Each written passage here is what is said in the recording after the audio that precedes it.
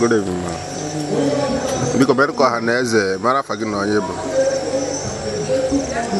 Apam Mrs. Augustine Ozobado. Elias Augustine, Elias Ojuga na waro Onyeze. Ojuga wa yego boss na kene gyo. Oh, dang na ma biko men ka mari femero no juwe na wako beba na abanya na esini ani ne na akwado nkwada unu na akwado tata. Idea. Ihe abụọ obere ihe. Mudi anyị. Nwanne anyị nwoke. Ọnwụ papa anyị. Ka anyị ji wee gbakọ ebe a bụ Ephraim. Anyị na-enwe ezigbote mwute maka na ọ bụghị ọnwụ oriri. O wee na-ewute anyị. Anyị chọrọ wee mụrụ anya n'abalị a na-achọ ka anyị mee ka ọ bụrụ na ọhanaeze ga-abịa ebe echi na ha riri nri. Ọ ya bụ mbọ anyị na-agba. Na mbụ ara makasị unu obi sika unu afọ ebe akwa dịka ndị na-enwere olileanya onye ma na ọnwụ bụ ụgbọ onye ọbụla ji igwe niile na-aga n'ụzụ were asị na Joe gara mkpụrụ obi ara ndụkwa n'aha Jizọs gwara anyị nwantịntị ka isi mara oge ọ dị ndụ ọ bụkwa ezigbo mmadụ mgbe onye a na-ekwu nwere ihe ọ na-eme o nwere onye ga-anwụ asị ekele dịrị Chukwu na onye ahụ nwere onye ga-anwụ otu oge anya na-ewepụrụ mmadụ ihe n'ahụ nwa amadi abụọ na nwoke gbara mbọ ọ kachasị n'ịzụ ụmụ ya ọ bụghị onye okwu na ụka onye na-akpa nganga ka ọ wụ ọ ya mere anyị ji na-enwe ụdị mwute a mgbe ụfọdụ ọ dị maka ụdị mmadụ ahụ fụọrọ ebe mmadụ nọ n'etiti mmadụ ọnwụ abụghị ihe arụ mana o nwere eji mmadụ ga-anọ nwere ihe onye ahụ na-abara obodo ọnwụ ọ dịka ha na-emebigara ya akwụkwọ mana ana m asị ka Chineke wetara ya were ya kasie ezinụlọ ya obi kasie nwunye ya obi anyị na-asị ka Chukwu nara mkpụrụ obi ya na ndokwa n'aha Jizọs. Ojuga na-awara onye eze egụbọzọ ekene gị wee na-asị na mbọ niile unu na-agba since ebido yiri mmemme a na mgbagharị niile ọ bụ ego ọ bụ okwu ọnụ ọ bụ efe ọtọ bụ n'unu uche na Joe ga-akwụghachi unu mmaji kwuru mmaji n'aha Jizọs. Ekele m unu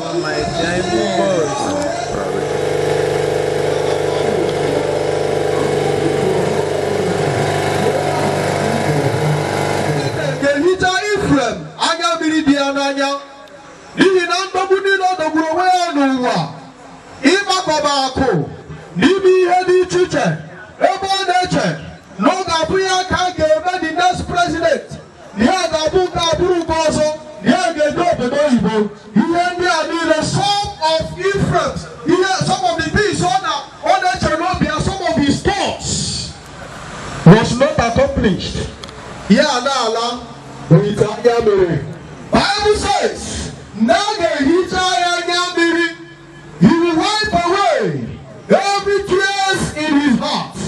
Aga hicha ezinụlọ Ephraim anya mmiri. A ga-eme ka ihe gbakwa n'ihu uju ha niile bie. N'ihi na Chineke anyị na-abịa. Ka onye na-achọ ọchịchịrị Jehova na-abịa. Ka onye na-achọ ọchịchịrị na Jehova na-abịa. Ka onye na-akwa egbochiri Jehova na-abịa. Onye na-achọ ọchịchịrị na Jehova na-abịa. Ọ na-abịa ịkpọrọ anyị laa. Jehova nọ nso ndị azọpịaworo n'ime obi ha. According to Psalm 34 verse 18, Chineke na-azọpụta ndị niile obi ha tụgharị etụgha. Ndị niile wedara n'ala, Chineke anyị na-azọpụta ha. Ezinụlọ Ephraim, anyị na-akasi unu obi na Chineke na-azọpụta. Mgbe nna na-anọghọzi ga-eme ka nna, Jehova Chineke anyị ga-abụrụ unu nna. Ọ ga-ehicha unu anya mmiri. Ọ ga-azọpụtakwa unu n'ọnọdụ niile. N'aha Jizọs Kraịst. Mgbe ọbụla anyị bịara ọnọdụ dị otu a, ana m eme ka ndị mmadụ mata na ọ bụghị maka onye nwụrụ anwụ ga-ana ekwu okwu Chukwu, na ọ bụ maka ndị dị ndụ. Ya mere na m chọrọ iweta isiokwu a nke na-asị, what will you leave behind when you die? What will you leave behind when you die? Gịnị ka ị ga-arapụ n'ụwa mgbe ị ga-esi n'ụwa ala? Mgbe mmadụ nọ n'okorobịa dịka a ga-asị na-ada anwụ, ka a ga-asịrị ike, nwee ego, na-agba moto, na-eme ihe ndị ọzọ dị iche iche, ide echetara na ide investment dị iche iche. Mmadụ a na-echetara na anwụ anwụ. Mgbe ị nọ na-emegbu mmadụ ibe gị, ide echetara na anwụ anwụ, ihe ị na-emegbu ya bụ because na ị karịrị ya. You are not even thinking about your death.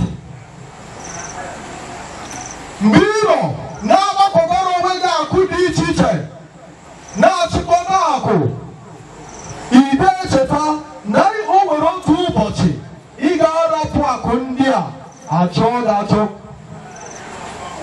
Ị gaghị amasị ebe akụ ndị ahụ dị.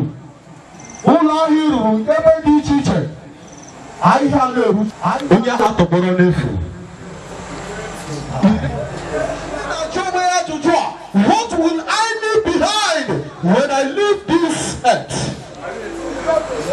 Ọ bụrụ na m si n'ụwa abụọ, bụ na m si n'ụrapụ ụwa anụwa, gịnị ka a ga-eji na-echeta m? Maka na ọ bụ naanị n'ọlụ anyị ka a ga-eji cheta anyị. Anyị na-abụ ya n'abụ mgbe niile. Cheta ọnụ mmadụ ka a ga-eji cheta onye ahụ. Achọrọ m ka anyị gụọ akwụkwọ nsọ wee gaa n'ihu. Acts of the Apostles chapter 9.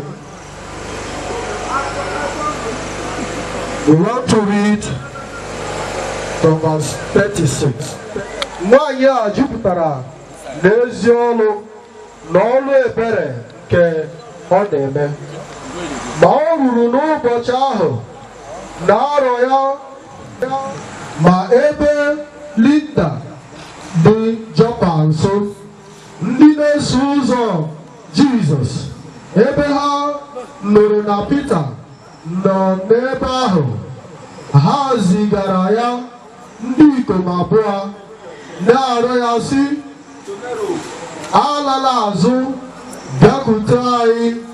Pita wee bilie so ha jee, ma mgbe ọ bịaruru, ha duru ya rigo n'ime ụlọ ahụ dị n'elu ụlọ dị na ndị inyom niile ndị di ha nwụrụ guzokwara ya nso na-akwa akwa, na-egosikwa uwe ime na uwe ọzọ ka hara bụ nke Dorcas na-eme mgbe ya na ha nọ. Ma Pita chụpụrụ ha niile n'ezi wee bụọ n'ikpere n'ala kpee ekpere, o wee chigharịa n'ebe ọzọ wee saghee anya ya. Mgbe ọ hụrụ Pita, o wee nọlie. Praise the Lord. Hallelujah. Ọ bụrụ na ị na-efu ụlọ ihe ọgụgụ a, ị ga-afụ nwaanyị a kpọrọ Tabita, Dorcas bụ aha ya. Nwaanyị a, ihe eji mara ya bụ na ọ na-eme gịnị? Na ọ na-alụ ezigbo ọlụ. Mana nwaanyị a mgbe arụ na-adịghị ike, nwaanyị a ya wee nwụọ. Mgbe ndị inyom niile nọ n'obodo ahụ nụrụ na nwaanyị a na Dorcas anwụọ, o wutere ha nke ukwuu. Ha wee sude, ha bịa gbaa ya ogige, na-ebe akwa. Onye ọbụla na-eme uwe ime, na-egosi uwe oyi n'ime bụ uwe Dorcas mere chie ndị inyom ndị a ha na-eyi. Praise the Lord. Ya na Dorcas lived a life of impartation, imparting in the life of the widows, blessing people. Ọ na-aga n'iru na-emeri ebe ihe ọma dị iche iche, na-alụ ụlọ ọma dị iche iche. Mgbe ndị ike Chineke nụrụ na Dorcas anwụọ, ha wee zie ozi zigara Pita, si ya, Pita biko mee ngwa bịakwute anyị. Pita wee bilie ozugbo bịa. Mgbe ọ nụrụ na ọ bụ Dorcas, nwaanyị a ezigbo nwaanyị ezi omume bụ ihe napụrụ ụwa, o wee bilie baa n'ebe ahụ, chụpụ ụmụ nwaanyị a na-ebe akwa na-ebepụta ya mere, wee mere n'ala sude, si ya, nwaanyị Dorcas bilie, rise. Chineke site n'otu ebere, site n'anya mmiri ụmụ nwaanyị ndị inyom Dorcas menyere aka, Chineke wee nụ ekpere Pita. Nwaanyị a wee kulie, mesaghe anya ya. Praise the Lord. Kedu ihe anyị na-eme ka anyị mata n'ebe a? Ọnụ mmadụ ga-eje echeta onye ahụ. Ọ bụrụ na ọ bụ ezi omume nwaanyị a, ụmụ nwaanyị obodo agaghị abịa n'ebere against you that very day. Your sin will find you. Your life will find you. If you live a good life will find you. Whatever you do in this life, whatsoever life you live in this life, will find you that day. Your sin must find you. Meet continually people in the man. Nabata Jesus who are going to do. Kiwe bi ezigbo mkpụrụ, nwa onye ọbụla na-amaghị Jesus na-aga ezigbo mkpụrụ. N'ihi ya ka o ji si n'akwụkwọ John chapter 15, ọ na-akọwara anyị na ya onwe ya bụ osisi vaịn ahụ, na ya ịbala aka ya, na ọ bụrụ na ya nọgidesi ike n'ime ya, na anyị ga-amị mkpụrụ ogiri, na anyị ga-amị mkpụrụ n'osisi ahụ, na a ga-egbutu ya, na ọ ga-akpọnwụ, a ga-atụbakwa ya n'ọhịa. So begin to count and retrace your step. And retrace your step. Ka i wee mee ezi ihe. Ihe ndụ kwesịrị ntụkwasị obi, ndụ kwesịrị nṅomi. Ọ ga-abụ ụbọchị ọ ga-abụ dịka ọ dịrị nwanne anyị nwoke. Ụbọchị ọ ga-abụ enwe ndị ga na-echeta gị, ndị ga-abịa gbaa gburugburu na-asị onye a mere ezi ọnụ. A na-ekwu okwu gị nke ọma n'ụwa, a na-akọ maka gị nke ọma n'eluigwe. Everything about you, ndị mmụọ ozi a na-aṅụrị ọṅụ n'isi gị, ndị nọ n'ụwa na-aṅụrị ọṅụ n'isi gị. Ezi ọrụ were ebe odu mmadụ eje. Ka Chineke nyere anyị aka ka anyị ghọta okwu a ma tinye ya n'ọrụ. Bie gba anyị dịka Dorcas na Jizọs Kraịst onye nwe anyị. Ka anyị kpere Chineke. Chechichenu gị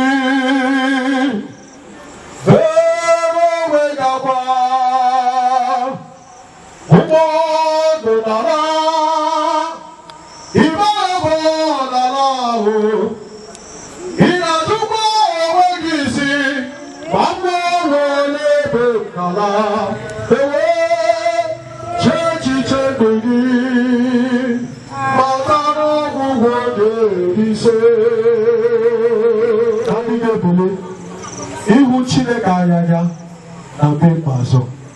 Ị ga-eso na ndị a ga-anabata nke ọma. Ka ị ga-agba atụrụ na-ele anya mgbe a ga-akwụ ndị ọzọ ụgwọ ọrụ maka ezi ọrụ ha lụrụ.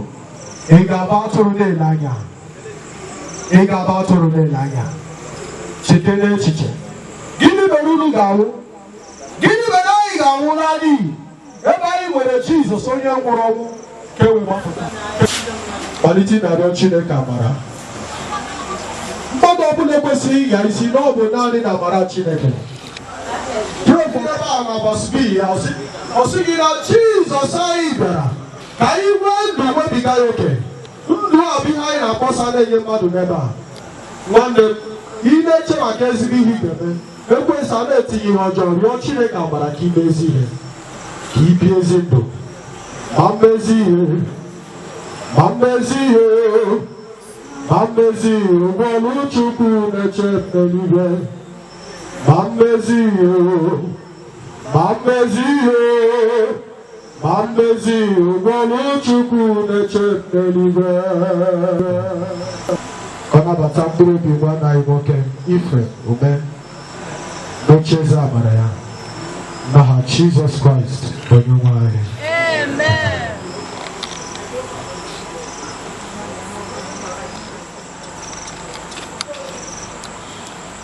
Anyị ga-ekpe ekpere gbasatara ezinụlọ a na ije ozi nke ya ihe ọ bụla Ephraim bụrụ ha mgbe ọ bụ na ndụ ọganihu ijigidesi ha ike ka o mee ka ha ghara iru uju dị ka ndị na-enweghị olileanya, kama ka ha gaa n'iru isi ike n'abalị ike, ka ha gaa n'iru ime ọbụla n'ori ihe bụ Chineke na-achọ, ka ha dabesie ike n'ebe Chineke anyị nọ. Ekwensu sometimes na-achọ ka ha kọta Chineke site n'ụkpụrụ ọ na-ahapụ ha, mana ka ha si n'ọhụrụ asị Chineke anyị dịrị anyị ma n'ezie n'igbochi. Amatara m na ihe ọbụla mmadụ ọbụla niile ha ga-abụ ọ n'aka Ephraim, ọ n'aka Chineke nkụziri eke n'anya ka ọ dị. Nwaanyị na ihe ahụ kwuru mmadụ ọbụla niile ha ga-abụ ka mmadụ ahụ ga-abụ, na ihe ọ sị na ha ga-abụ na ndụ a ka ha ga-abụ na ndụ a, onweghị ihe ga-egbochi ya. Ọ na ha ahụ ha agaghị abụ ihe mgbochi, na aga n'iru ha na-asụsịarụ n'aka nna ha, ọ n'aka Chineke nkụziri eke n'anya. Ma ekpere mkpebi ihe Chineke nweta ọgbara ụdị n'ụzọ ọbụla, ma ekpere ihe ọbụla ga-ebute nsogbu maọbụ ọgbaghara niile ezinụlọ a. Then I know the only thing I was this one I get back on here. I got you know what's doing.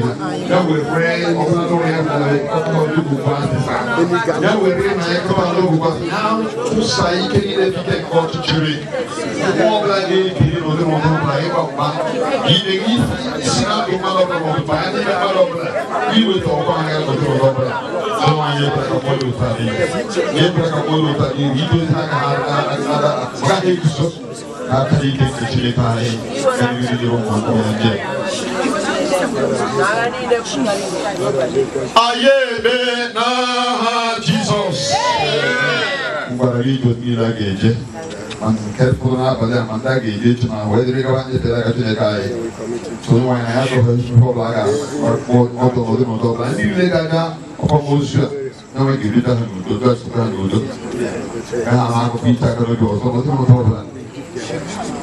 Chineke anyị ga-eri ikuzi bụ ebe nchukwu iri ihe niile.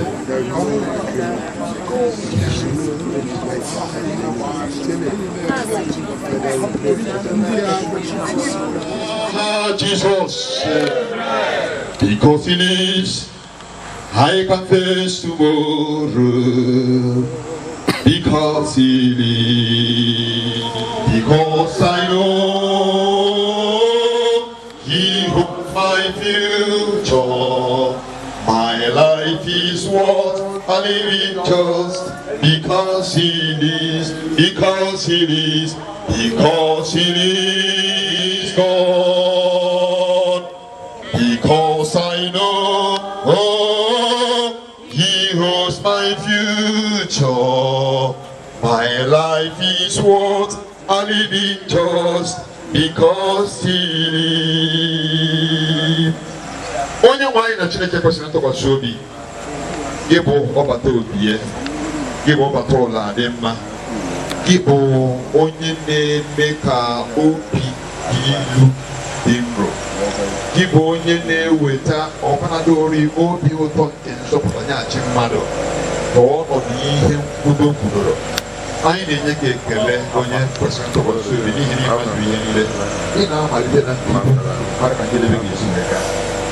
ezinụlọ anyị bụ mmadụ ihe ụfọdụ anyị amaghị ebe ọ Chineke mazụ ihe niile onye nwe anyị nara ekele n'ime ihe niile ka ị mere n'ime ezinụlọ a anyị na-enye gị ekele maka na anyị maara iri anwụ anwụ anya gị dị nsọ ka dịkwasịrị n'ebe ụmụ gị nọ na nke eluigwe na ezinụlọ gị na-ebe n'ebe ọ dị nso ka n'iru Chineke nkụziri nke n'agha inye ha nkasi obi zuru oke n'ezie anyị ayọ ọdụ ụwa gị kwa ụzọ n'ebe ụzọ na-adịghị ihe ahụ siri ike ọrụghị mgbe Ephraim nọ ihe ahụ siri ike Jehova ugbu a mee ka ọ dịrị ha mfe n'aha Jizọs ị pụrụ ime ihe niile anyị kpọkuru gị na nke eluigwe n'isi ụmụntakịrị ha niile kama anyị kwuọrọ okwu nke gosi nna wee rere ha gị bụ di werera nwunye ya anyị kwukwara na ọ nweghị ihe ọbụla gị bụ ihe mgbochi ga-egbochi nzube gị nwa bụ Chineke nwere n'ebe ụmụntakịrị ndị a nọ maka na o duru m anya nke ọma na nzube ọma gị Jehova n'isi ha dụwara aka nna ha n'aka gị ka ọ dị ya mere ihe ahụ esi na mmadụ ọbụla n'ime ha ga-abụ ya ka mmadụ ahụ ga-abụ n'aha Jizọs anyị ga-eso gị ike nna nke eluigwe ka ị were rara ụra ịhụnanya wee bikọta ọnọdụ ka ugbu asịsa anyị akagbuo ihe ọbụla bụ ndị bụ oke machi ọkụkọ ya onwere ga-esi ebilie itinye ọgba aghara n'ime ezinụlọ anyị akagbuo ha nta mee ha niile adịghị ire n'aha Jizọs anyị ekwuo na ọ ga-adịrị ụmụ gị mkpụrụ ha ga-ahụ ọdịmma n'ụbọchị orie ha ga-ahụ ọdịmma n'ụbọchị afọ ha ga-ahụ ọdịmma n'ụbọchị eke ha ga-ahụ ọdịmma ọ dịghị ụzọ ọbụla onye iro na ndị oji ozi ga-esi wee megide ha nke ga-aga ire jigidesie ha ike tọrọ ha wee nye onwe gị n'ozuzu oke a ga-asụ ọ dị mmadụ ọbụla kama na-emezi ụlọ nke ka nọgụ Chineke n'ebe dị anya tọrọ mmadụ ahụ wee nye onwe gị n'ozuzu oke wee ka ha mara n'ọ n'ime gị ka ndụ dị na ndị ndụ ahụ bụ n'ime Kraịst Jizọs nke na-eme ka mmadụ nweta ihe nweta ya n'ozuzu oke ha wee si n'ụzọ n'otu a bụrụ ndị nwere onwe ha bara oke agbụ niile anyị ekwukwe okwu na nke eluigwe ihe ọbụla ma ọgwụgwọ ọbụla ga-ewere iwu Ephraim kpọọ iyi mmadụ ọbụla n'ime ha egwu anyị akagbu mmadụ otu asụ agaghị adị ire n'aha Jizọs anyị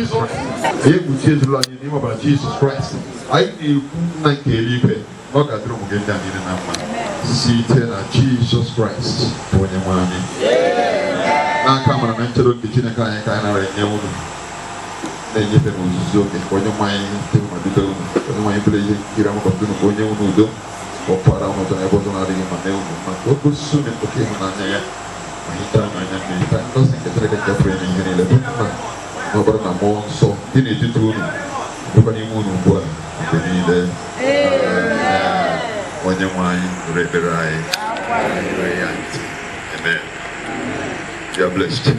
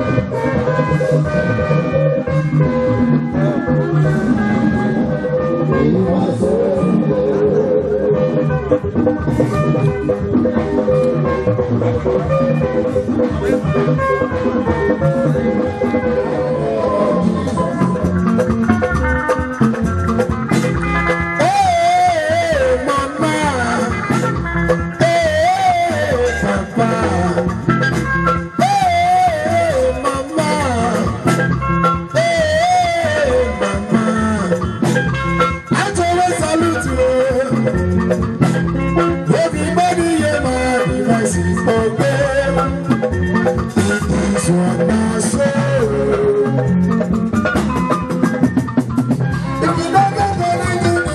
one. Make you no jealous if people wey get you. If you better for you in this life, make you no know the people wey no get. Na so, my God will not everybody as he be. My God will not want anybody to suffer. Something that be nature, maybe say you know. Something that be nature, maybe say you know. Something handicap, make it try your pattern. Hey yo, in this one myself. Hey yo, who no. Hey yo, in this one myself. Hey yo, who no. Some fingers are born, some fingers are rich, some fingers are born, some fingers are rich. You make God to create it, you take time to make it. That's all what we do, that's all what we do, that's all what we do, that's all what we do. Brothers, I say, don't be so. Yeah, that's all. All fingers are not equal. Yeah, that's all. All fingers are not equal. In this world.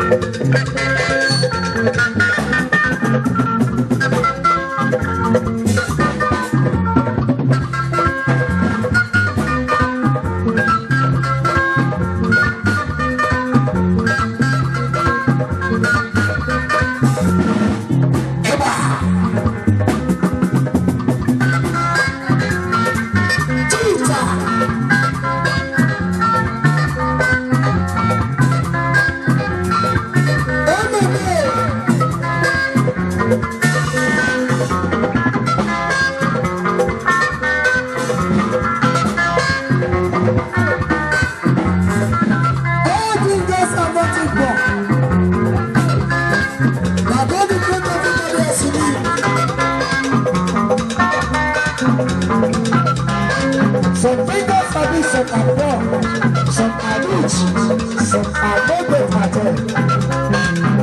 One you know. Let's go to the so.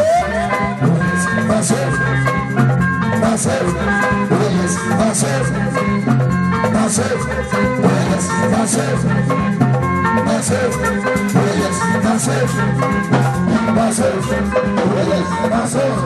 This is what I'm saying. This one I say. This one I say. This one I say. This one I say. This one I say. This one I say. This one I say. This one I say. This one I say. This one I say.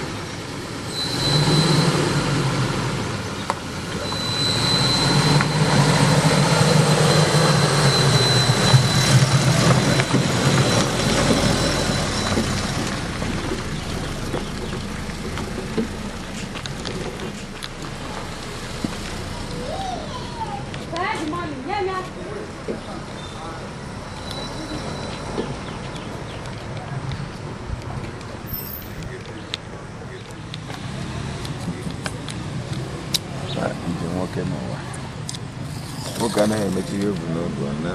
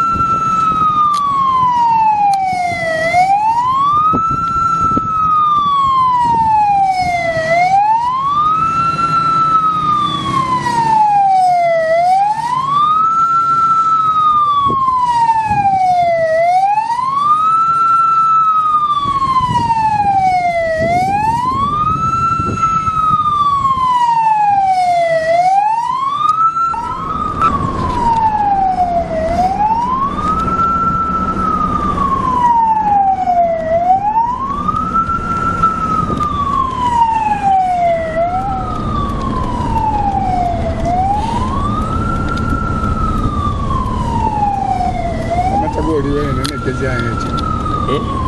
So I have food when I try it. Then, the mortuary.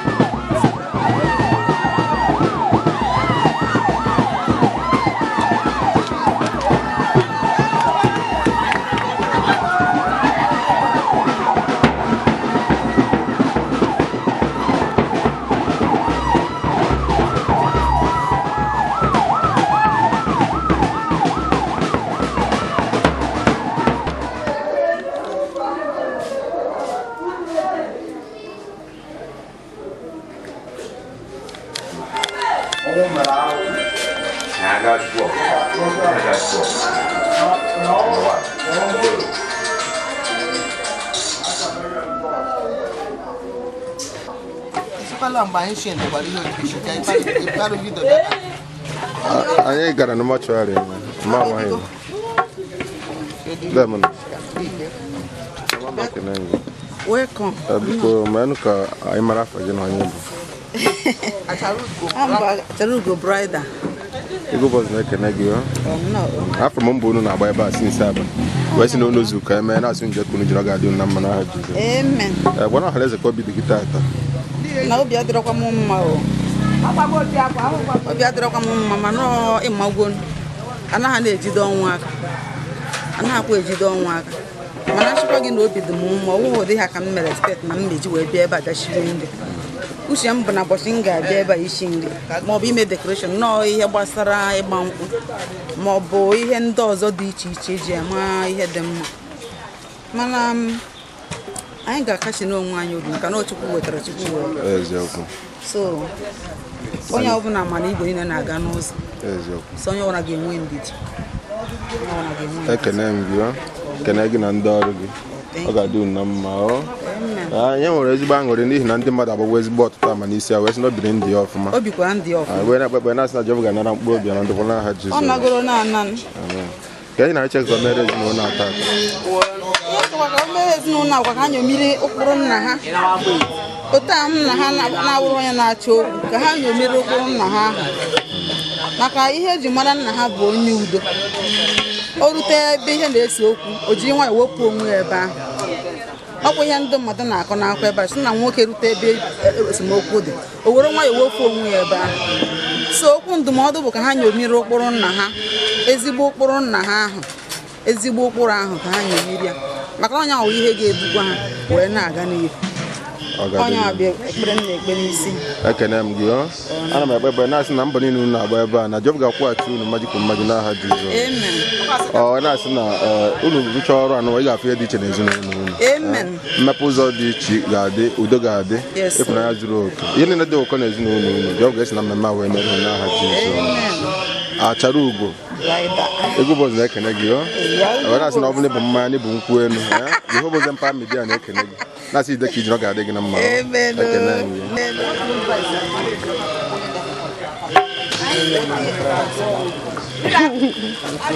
akpọ m gbuo mana fon na wee na-ekwụwara m agụ ka m gawụrụ n'ọrụ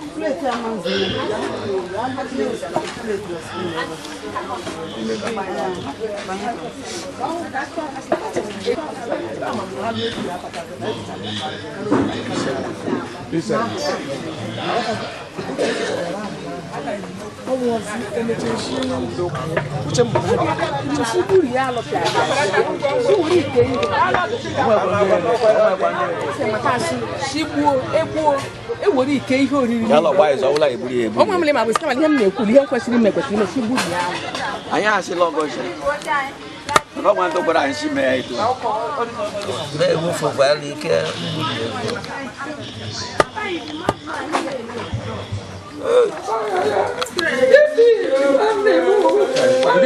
ndị niile na-ebe a chọrọ ịfụ ya afụcha kịta ụrụ afọ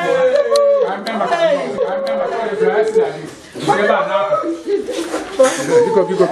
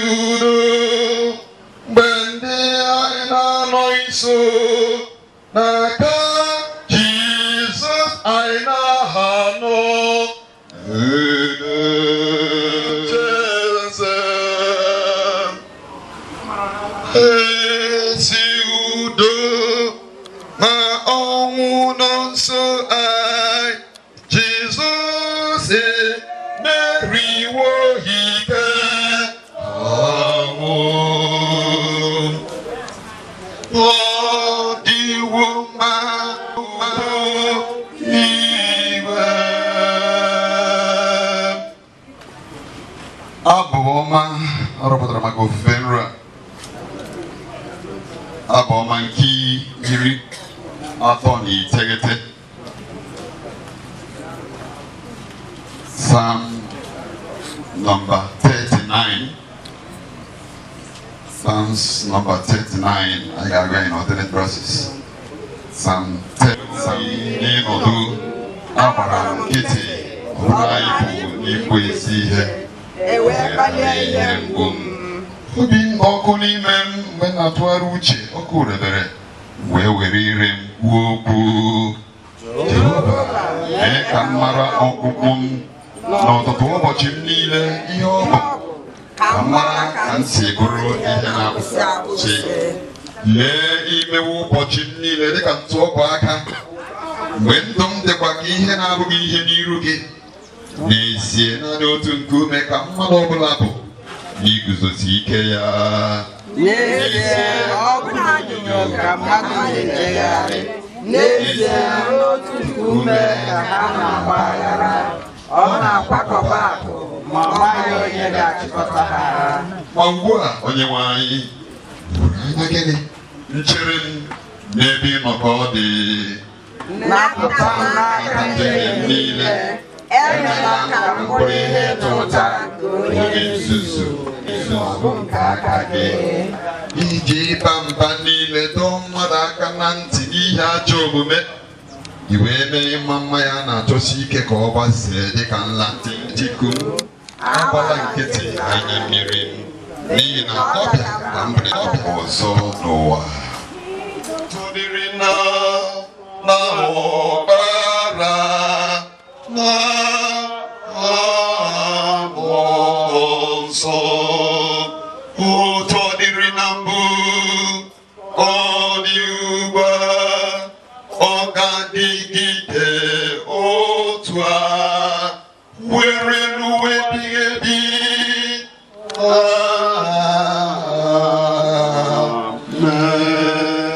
Ma lee oke igwe mmadụ nke onye ọbụla na-apụghị ịgụta ọnụ, ndị si na mba niile ọbụla na ebo niile na ndị niile na asụsụ niile pụta na-eguzo n'iru oche eze ahụ na n'iru nwa atụrụ ahụ. Egbokwasịworo ha uwe mwụda dị ọcha, ịgụ nkwụ dịkwa n'aka ha. Ha wee were oke olu tie mkpu sị, nzọpụta dịrị Chineke anyị, onye na-anọkwasị n'oche eze ahụ, dịkwara nwa atụrụ ahụ. Ndị mmụọ ozi niile na-eguzokwa oche eze dị ndụ gburugburu. Ha wee gaa kpuchie iru ha na n'iru oche eze ahụ, wee kpọọ isi ala nye Chineke sị, amen. Ngozi niile na otuto niile na amamihe niile dịrị Chineke anyị ruo mgbe niile ebighị ebi. Otu n'etiti ndị okenye ahụ wee zaa sị m, ndị a ndị egbokwasịworo uwe mwụda ahụ dị ọcha, ha bụ ole ndị, olee ebe ha si bịakwa? Wee sị ya, onye nwe onwe gị wee sị m, ndị a bụ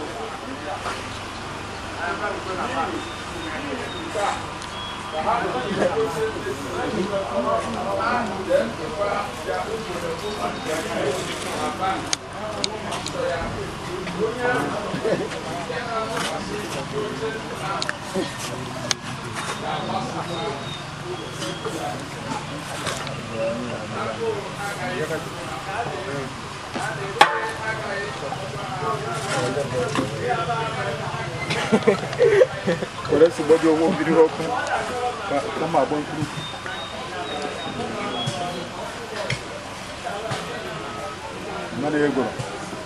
Amen. Kai Ramara. Amara nke Onyenwe anyị Jesus Christ. Nke Chineke. Nke mmụọ nsọ. Abụ anyị ga-eji wee n'okwu Chineke.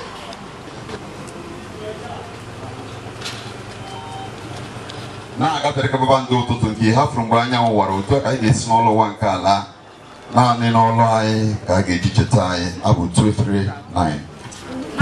Agafe dị ka kpakpando ụtụtụ,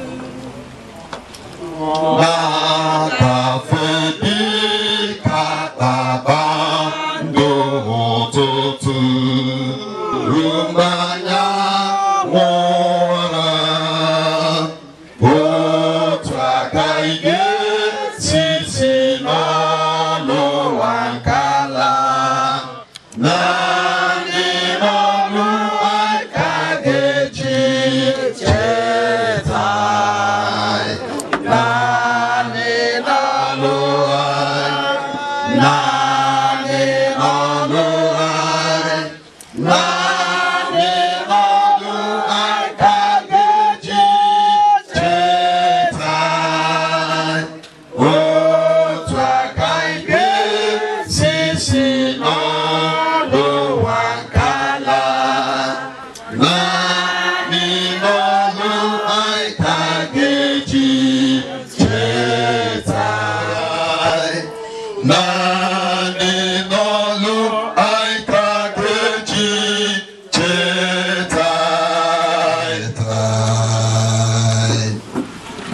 Nani rumpaidendo Nani mburu haikoro no anka.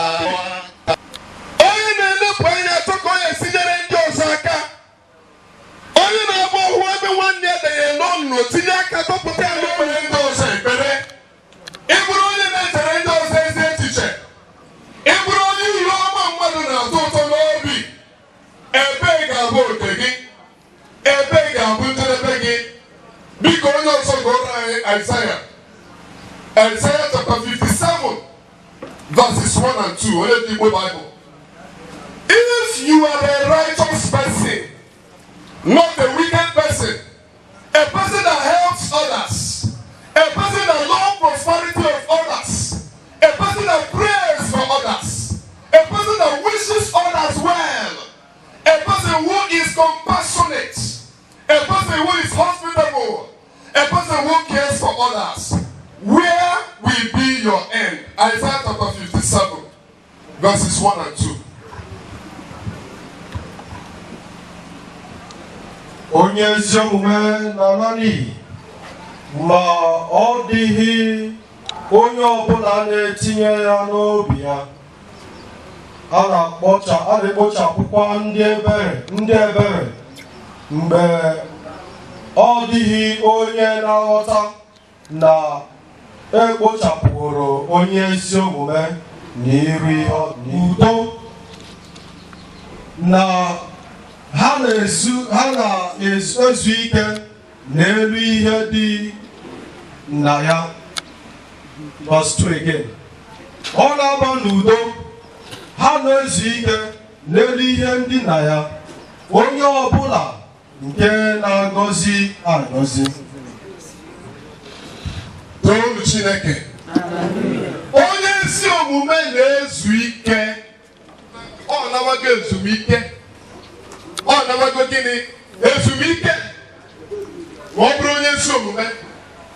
N'anya mmadụ ọ dara ka onye a nwụrụ ọnwụọ. Ọ nawago ezumike. Chapter 7, sorry. Ọ gwara anyị that ndị a niile si from ntaramahụhụ dị iche iche n'oke mkpa. Ndị ezi omume ahụ bụ those righteous people as God's own children at the end of your race. Ịgbasi ọsọ a mgbe a ga-ekwucha okwu maka gị na ndụ a, ebe ị ga-agadebe. Nwanne anyị nwoke bụ Ephraim, Umeh, ọ gbasigo nke ọ nabago. Ọ bụ na ajụba anyị ajụjụ kịta, ndị nwegoro personal contact with him, ụfọdụ mmadụ ga-enye good. Onye ọbụla nwụrụ n'ime Kraịst anabaghị ezumike. Adịka akwụkwọ nsọ gwara anyị, ndị nwụrụ n'ime Kraịst mgbe a ga-emesi ihe niile a na-eme n'ụwa, mgbe Jizọs ga-abịa ọzọ, ọ ga-akpọlite ụlọ. Gịnị ka a ga-ekwu maka gị? Gịnị ka ndị mmadụ ga-eji wee na-echeta gị? Mgbe your own chapter here you close, gịnị ka a ga-eji wee cheta gị? Ka onye nwe anyị mee ka ịghọta okwu a, so that ka ị banye n'ụzọ ndụ si n'ụzọ ọnwụ pụta, so that ka ị soro na ndị ga-anara okpu eze, okpu nke mmeri, so that ka ị soro na ndị a ga-anabata n'iru oche eze nwa atụrụ ahụ site na Jesus Christ ka onye nwe anyị. In the lives of everyone that has heard it, through this war, na mmụọ niile na-agba mgba to shortcut our lives, spirits niile na-agba mgba to shortcut our lives, destruction, expose and disgrace them. Every evil hands and every evil power, every agent of darkness, disguising himself as an angel of light, Father Lord, expose the path of righteousness, so that your name shall be honored in our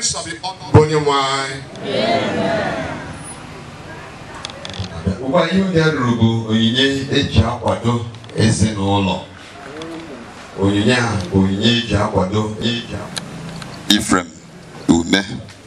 Mgbe a na-enye anyị praises, edebegasịrị afere strategic places ebe aka mmadụ ga-eru. Aru.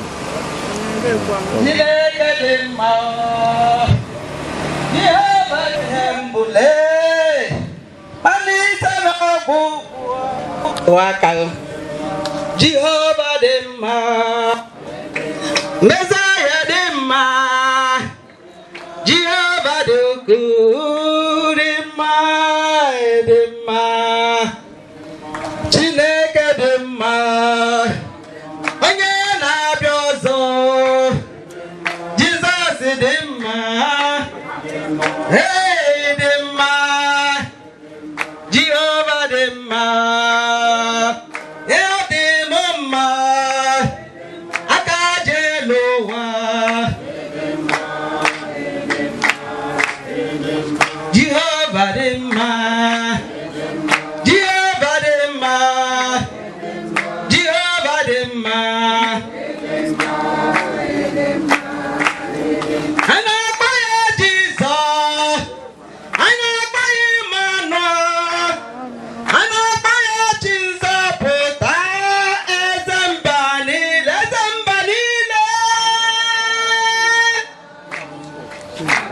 Clap your hands.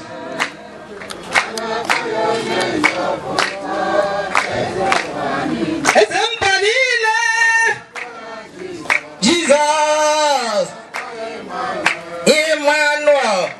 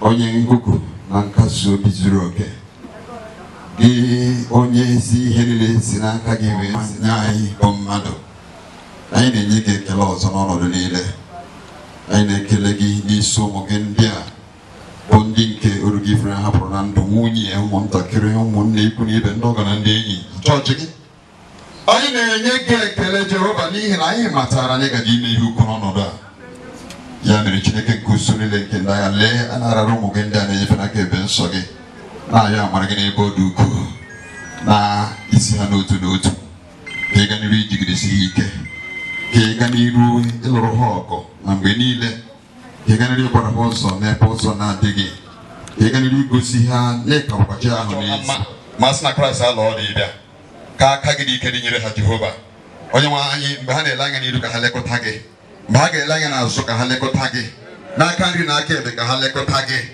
onye nwe anyị ahapụkwala ha dịka ụmụ mgbenye ahapụkwala ha dịka ndị na-enweghị olileanya kama gosi ha na n'eziokwu na n'ezi asụsụ na olileanya adị n'ihi na ị na-adị ndụ gaa n'iru igosi ụmụ gị ndị a jigidesie ha ike nye ha amara zuru oke n'ọsọ n'igwe a nke ha na-agba ekwekwala ka ha daa n'ụzọ n'aha Jizọs.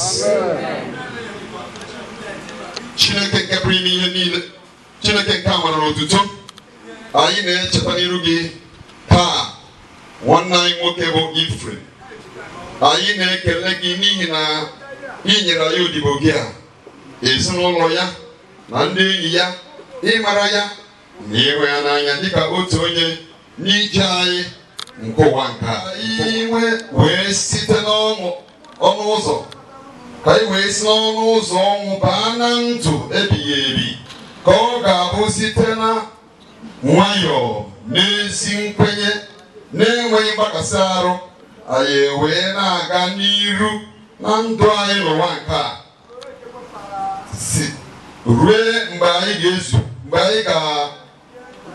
ruo mgbe ị ga-agba anyị isonyere ndị buru anyị ụzọ gaba anyị na ha ewee jikọtakwa ọzọ site na Jizọs Kraịst bụ onye nwe anyị. Amen. Onye nwe anyị were ebere leta ndị ije niile tụmadụ ndị niile ndị isi n'ebe dị anya na n'ebe dị nso wee bịa isoro ezinụlọ Ephraim niile nye ha amara ka ha wee narue n'udo gọzie dozie nụkwara ha ọgụ chedo ha n'ihe egwu na ihe ize ndụ niile nke okporo ụzọ nye ha ọganihu n'ụzọ ha niile ka ha wee na-ahụta ebere gị na-etokwa gị n'ihi ịdị mma gị n'ebe a ka ha wee kpọlite ha n'ọchịchọ ọṅụ nke zuru oke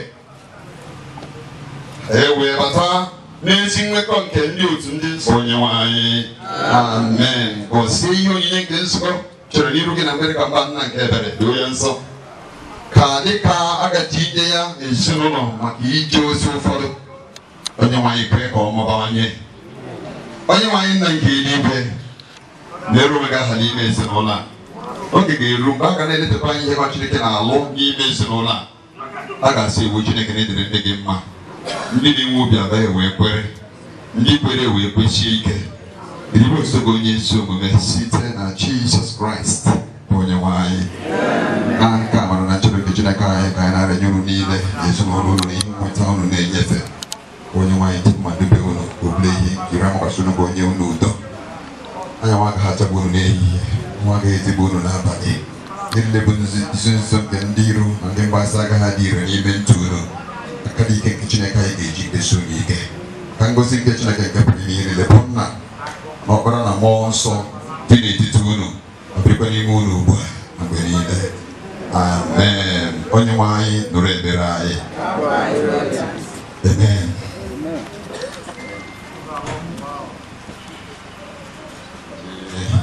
Tupu ndị gbakọtara na mkpụrụ anyị tara ewe na akwado n'ije ozi onye magara igozi unu n'aha Jizọs.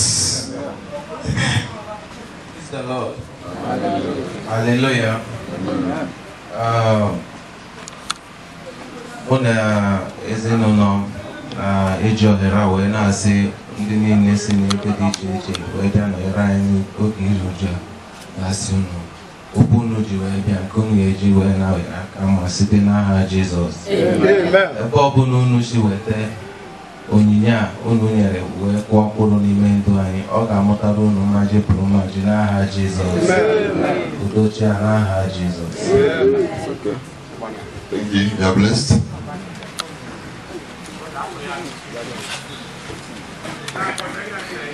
Okay, anyị ga-agazi na n'ili compound. Ọ bụrụ na ị gaghị abịakwutere ebe ahụ ka ghara ịkwa ọsọ too much inwe ike lọrọ na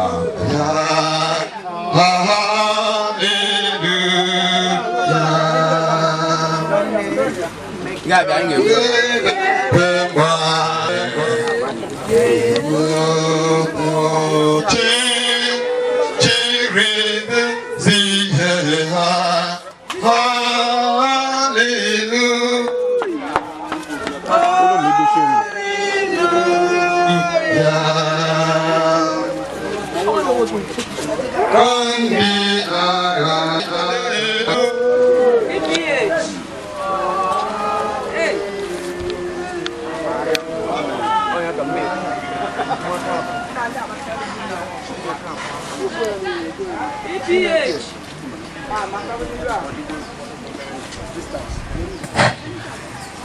Chineke onye tụgbọrọ gị dị ngọzi niile ili nke a nsọ anyị na-arịọ gị ogi nke bụ Ephraim Umeh onye ga-arụ ya n'ime ya binyere Kraịst na paradaịs nke gị na ka o wee bịa n'alaeze eluigwe n'aha nke Nna na nke Ọkpara na nke Mmụọ Nsọ. naanị mkpụmkpụ ịdị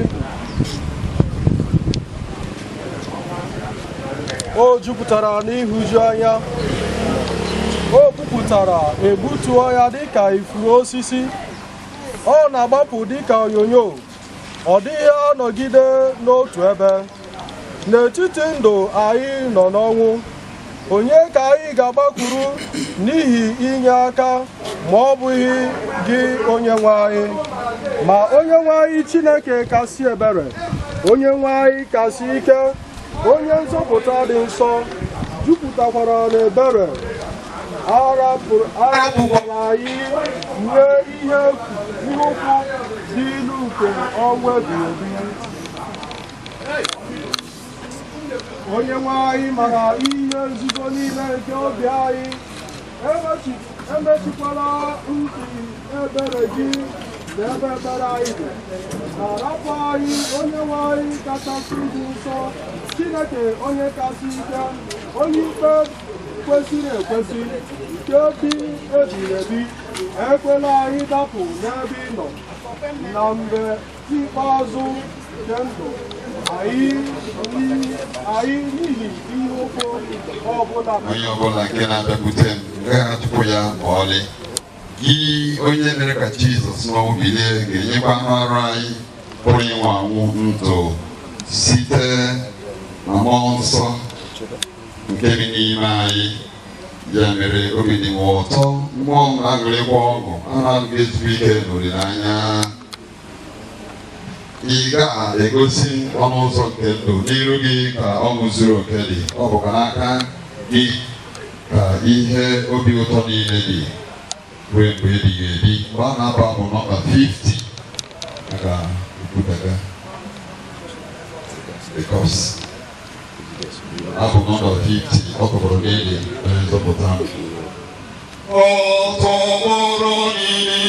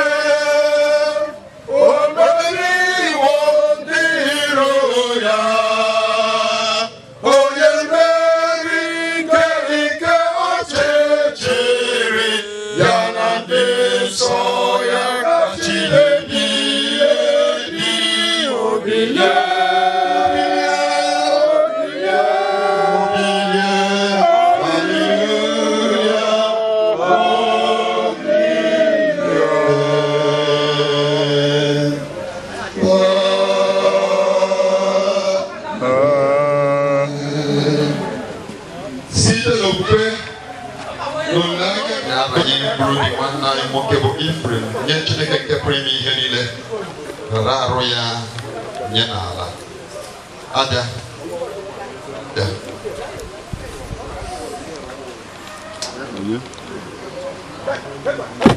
ntụ lara ntụ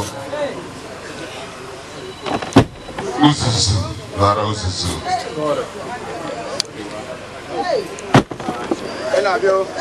ka onye nwe anyị gozie ya debe ya ka onye nwe anyị mụkwasị ya ihe nke iru ya wee mere ya ebere ka anyị mere Chineke ebere nke onye nwe anyị anyị nke bi n'eluigwe aha gị dị nsọ ka alaeze gị bịa eme ihe ị na-achọ dịka esi eme ya n'eluigwe emekwa ya otu ahụ n'ụwa ya nri taa nke ga-ezuru anyị ụbọchị taa gbaghara anyị ihe ọjọọ niile anyị mere onwe anyị sikwara ndị mere anyị ihe ọjọọ edubala anyị n'ime ọnwụnwa ma dọpụta anyị n'aka ajọ ihe n'ihi na alaeze bụ nke gị na ike na otuto mgbe niile amen. Limitis ụgbọake na-arapụrụ gị ka n'udo dịka okwu gị si dị n'anya ahụhụ nzọpụta gị nke ịdoziri n'iru niile ihe a ga-ewereba niile ọzọ n'ebube ndị gị bụ Israel otuto dịrị na ọbara na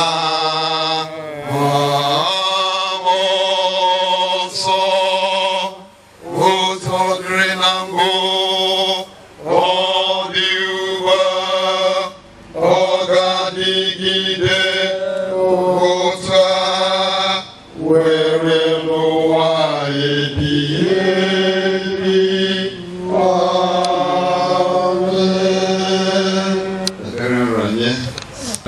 Anyị na-aranye Ephraim n'aka nchebe ebere n'ime okwukwe anyị kwere n'ọkpara gị Jizọs Kraịst bụ onye nwe anyị onye nwụrụ ma bilikwa ọzọ ịzọpụta anyị onye dị ndụ soro gị na ndụ soro gị na